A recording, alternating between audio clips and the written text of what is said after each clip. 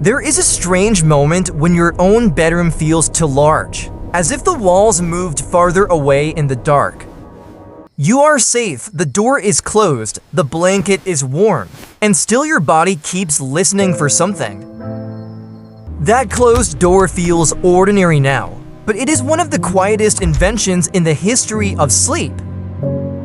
For much of human life, night was not entered alone. It was shared with fire, breath, movement, and nearby bodies. Maybe loneliness at night is not weakness. Maybe it is an old signal speaking inside a modern room.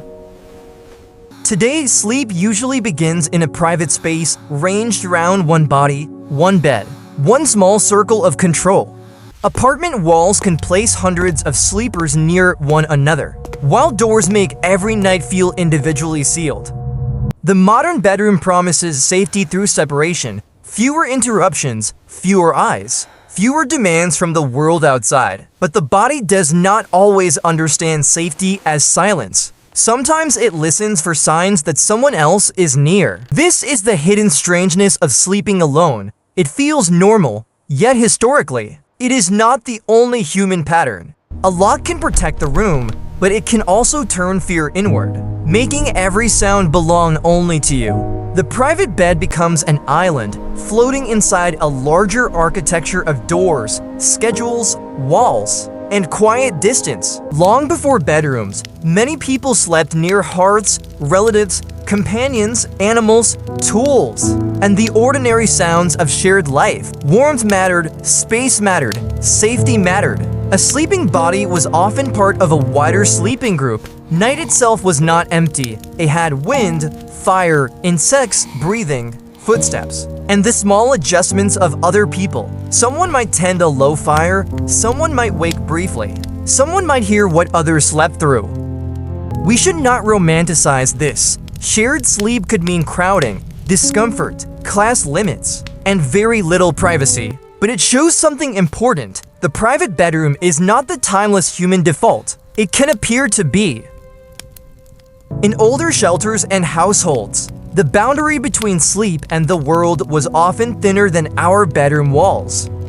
The moon looked into spaces where bodies rested closer together, not always by choice, but often by necessity.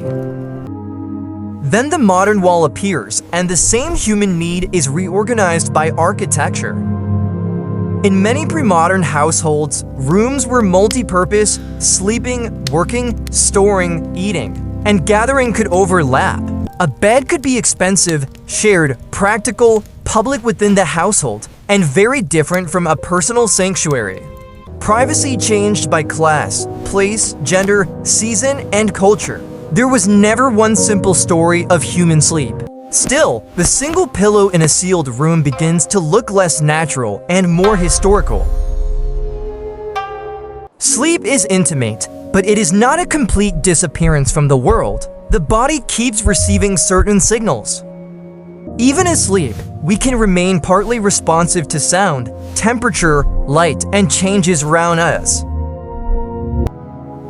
Light and darkness help shape the timing of sleep, linking the body to the turning of the day. Some historians have argued that in certain pre-industrial contexts, night sleep may have included periods of calm waking. That does not mean everyone slept the same way. It means our expectations about sleep also have a history. Safety is not only a locked door, it can also be the sound of ordinary life continuing nearby. A nearby presence can change the feeling of darkness, even when nothing visibly threatens the room. Modern bedrooms remove many old signals. They quiet the fire, the household, the animals, the shared floor. Sometimes the silence becomes so complete that the room feels less peaceful and more like a sealed container. In that silence, attention turns inward. The ceiling becomes detailed. A small worry becomes louder. Night gives memory a different size. Thoughts that felt manageable at noon can spread across the pillow. So sleep belongs to biology, but it also belongs to culture, architecture, technology, and the meanings around the bed. The bed becomes a small raft, soft, safe, and drifting across a dark private sea. Heating changed sleep. When warmth could be produced room by room, bodies no longer needed to gather as closely. Architecture changed sleep. Open or shared spaces became divided, assigned, and increasingly attached to personal identity. Curtains became doors, corners became rooms. The sleeping body gained privacy, but also a new kind of enclosure. The home slowly became a diagram of separation, with each person imagined inside a smaller private square. Schedules changed sleep too, work bells, school times, and clocks pulled night into modern discipline. Electric light stretched the evening, making darkness less commanding and the bedroom more controllable.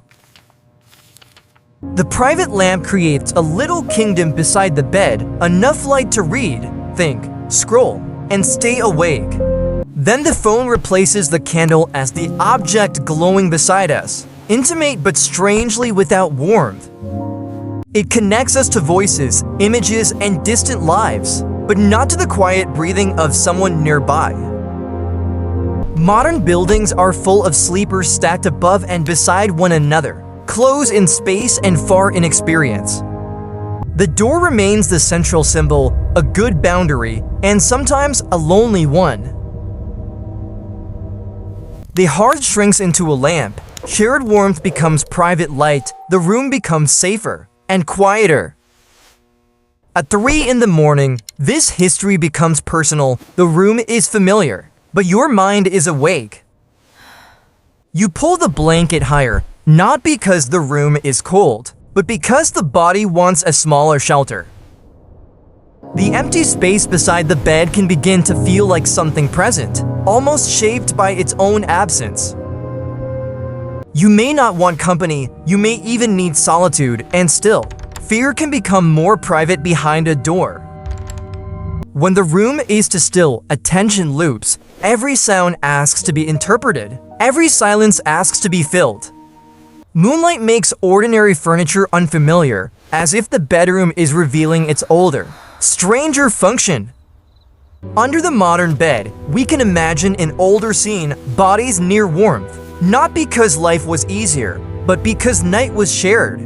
Sometimes a neighbor's footstep through the wall is enough to remind you that you are not entirely alone. Modern togetherness often becomes architectural. We are near each other as units, rooms, floors, and glowing windows. So we build a tiny shelter out of fabric. The blanket becomes a tent for one.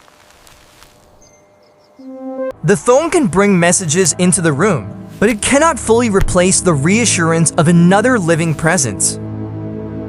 Seen this way, loneliness at night is not a defect. It is information from a social animal in a private world. The door has two meanings. It says, you are safe. It also says, you are separate.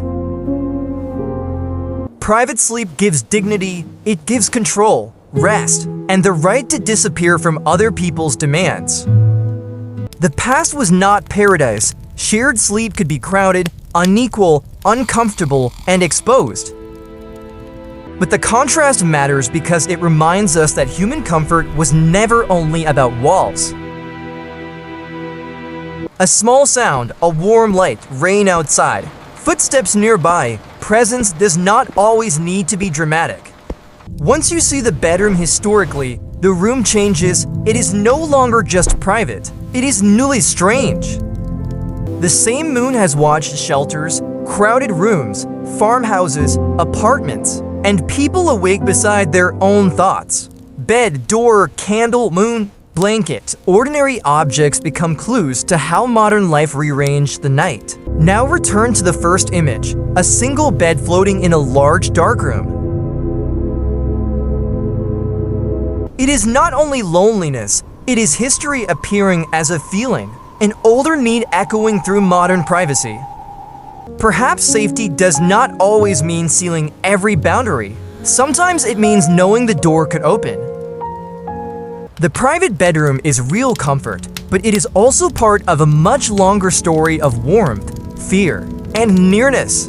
To sleep alone is modern, to need nearness is human.